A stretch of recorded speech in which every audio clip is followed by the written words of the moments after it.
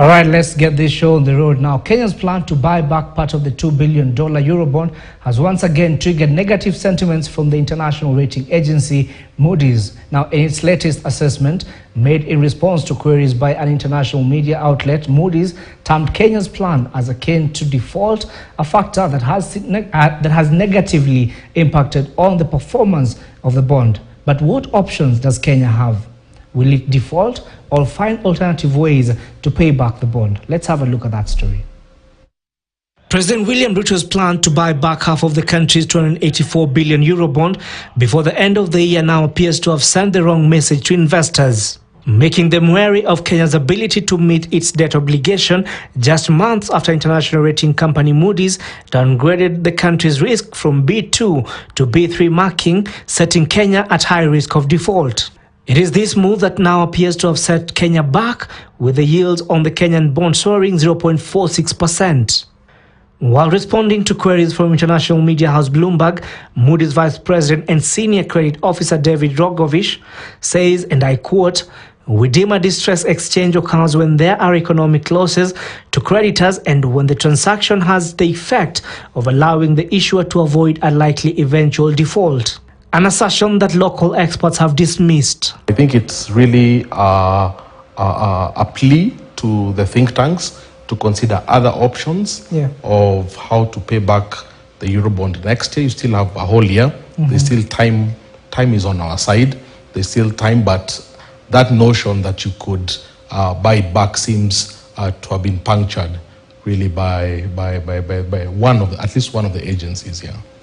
The experts are, however, wary of Moody's comment, saying that the continuous negative rating by agencies works against Kenya. Really, definitely, but then what it says is that, you know, it might not leave it like definitely, but it shows that the chances of not defaulting are very low. You know, they will. I don't want to put it 100%. I want to put it something like 95%, sort of. And probably it's not only Moody's. We have Fitch rating and Standard & Poor's who have also rated it negatively. Right. So that actually leaves us in a precarious situation. But with international investors becoming wary of investing in Kenyan government paper, what challenges could that present? According to experts, government will be forced to come back to the domestic market, a situation that could potentially see the private sector crowded out as financial institutions opt for government paper. According to Gishinga, however, Treasury has its work cut out for them to reassure the market to avoid further denting of the country's image in the eyes of international investors. Where our outlook is maybe our dollars, there could be some dollar shortage. It's sort of like some prudential approach.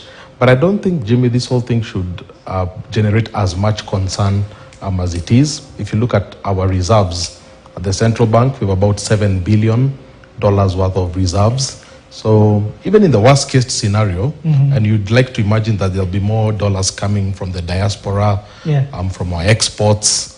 So I think it's something that the mandarins at Treasury need to reassure the market that you have more than enough dollars. It should not generate the kind of sort of negative energy that it appears to be generating online. There's still time and there's still the latitude.